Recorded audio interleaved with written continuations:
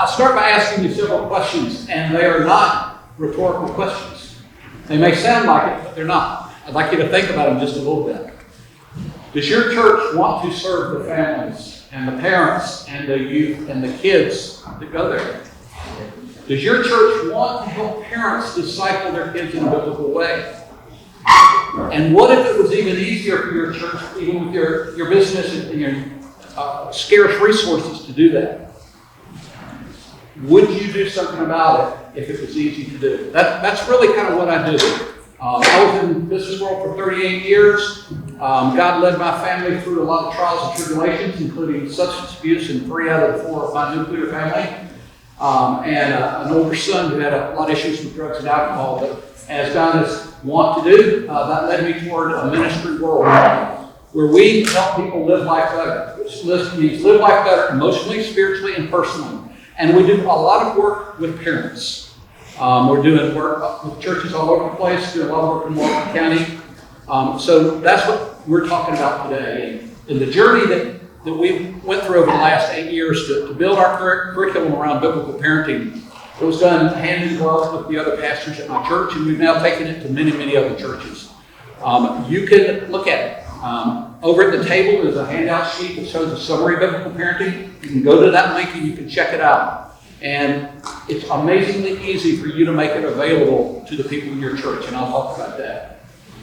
So, because this is what teenagers out there are going through, and your youth pastors who are really getting close to a lot of the teenagers, they will probably see some of this, right? You'll likely know how many adults deal with anxiety these days. Anxiety disorder is 70% bigger or more pronounced in youth than it is in kids. They're insecure. All 14 and 15 and 16-year-olds, right? But now they're also, carrying this addiction device around with them all the time, which is presenting them with a steady stream of images, guaranteeing them that all of their friends have life knowledge, and they think they don't. And they're going through it alone, and they're finding a way to deal with it. If you look at the people who wind up with an addiction problem, 9 out of 10 start using before the age of 18. They're finding ways to cope with it, and they want relief. 75% of high school students will use addictive substances, and 40% will abuse them. And so any family that thinks, or any youth pastor that thinks it's not going to affect them is naive. And sometimes they're hopeless. It'll break your heart. The number of teenagers who contemplate suicide these days is 19%. That's 1 out of 5 who contemplate it. And 1 out of 11 are 9%.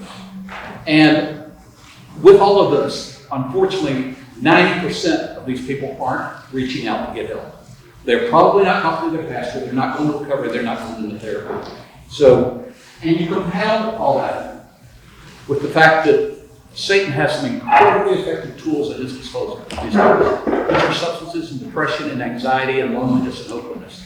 And he uses them very, very effective to destroy lives and destroy families and destroy future generations. You can switch that. So for the last 10 years, we've been doing a lot of parenting training, and we have a methodology called Paces for Parents. We do offer training with churches called it's on biblical parenting. Again, we've taught this in many churches. The average rating we get back is about a 9.8 out of 10. So the parents and the pastors enjoy it. Again, you can go and look at it so you know what's there. But kids change when they become teenagers. So parents and youth pastors probably need to change too. They need to be prepared and accept responsibility to learn what they need to deal with those kids and walk with them. They need to have awareness so that they can help protect them of the things that they're going to face. Help them stay connected to them and build community so that they have a sense of community to help them get through it. And that's what biblical parenting is all about. This is just a very short version of the steps that we go through. And we make it available in lots of ways. Over there on the table, this is kind of a one-page, depending on how old you are, I think of this as the cliff notes of biblical parenting, right? Some of the 15 key principles. But if you go to that, use that QR code or go to the link at the bottom of that, you see an online, I call it a course. It's really, I think of it as an online toolkit. It's got some 1-minute videos, very short articles with practical how-to steps. Everything in it is scripture-based and biblically based. But it's how do you raise your kids so that they thrive during the teenage years, right? So that they not only can they prevent terrible issues like substance abuse or mental health problems from happening, but they actually thrive and they become the person that God has designed them to be. That's what biblical parenting is all about. And you won't have time to read that, but these are just some of the pastors and some of the parents, what they've said, and we have hundreds of those testimonials. So the good news is, the reason it works is because we're not making anything up. I've talked to some people who cover the table. The world actually has a great amount of wisdom, right? God has given us a lot of wisdom. The problem is, most people are so busy that they're not paying enough attention to it. So we take biblical principles that also happen to be anchored in good parenting and recovery and in wellness, even psychology, and we make them very easy to understand. So everything is very biblically based. And so even busy parents who may be behind the curve can say, okay, I can do a few of those things. I can take positive steps in the right direction. That's what we're doing. And then if you're a church, it's easy to make it available. You can take one of these hard copy things and we can provide you with some. You can just hand them out. You can put them on the table. You can give them out to people. That's what number one is. It's that easy. They see the Cliff Notes version. They go to that QR code and they can go deeper if they want. Number two is our ministry is on Facebook and Pinterest and Instagram and about to launch YouTube and later we'll do TikTok. And so we can provide, all you got to do is share a link with someone. You put it in your bulletin, put it on your social media, any way you want. All you have to do is share a link. It's literally that easy. If you want to, number three, we can do an in-person seminar or workshop. We could do a webinar, or you can do parenting small groups. The biblical parenting is designed so that someone from your church could facilitate a small group. It's very easy for them to do. And then number four is this is what we're now doing for some churches, is we're giving them a custom web page that's branded to their church, and then it has an easy link to the resources that they choose. We did this up in Walker County. We're doing a lot of work in Walker County. Right? So we have a Walker County branded page. But now we're starting to do that for other churches so that you can pick and choose and say, I love the biblical parenting stuff. I like parenting in a crisis.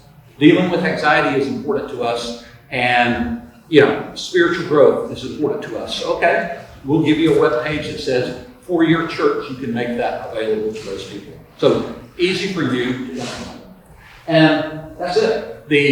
Again, the questions I asked at the start sounded rhetorical. They're not meant to be rhetorical. I know pastors and church staff are busy. I got it. I really do. I talk to y'all all the time. I know how busy you are. But all of the families in your church are struggling. And most of them are not talking to them. And they're not talking to pastors. They have anxiety, they have depression, they have substance abuse, and they have other addictions. Well more than half of the families in your church have one of those things going on. I promise. And they're just not talking about it. And they may or may not go to a seminar. But if you make resources available they can use in the confidentiality of their own home, they might get help. I said 90% of these people don't get help. Wonder if they do. Wonder if we double that or we triple that. How many people get help? We're talking about saving lives and saving families and saving generations. So that's what we try to do. If you only do a couple of things, I hope you're going to have a sheet that's going to be given to you that's got one link to what we call our proactive parenting page. On there, you can go look at biblical parenting resources. You can go look at parenting in a crisis resources. You can go look at parenting teenagers. Please, go look at the biblical parenting resources. It won't take you long. And decide yes or no. Would you like the families and the parents of your church to be presented? If so, it's really easy. Share the link. If you want to do something else, give me a call. If you want me to come in and speak or do a webinar, whatever you do, the answer is yes. So thank y'all for being here. Together, we can save lives, we can save families, and we can save eternities, which is what I think we're all about. And many times we just have to do it a step at a time. So thank you very much.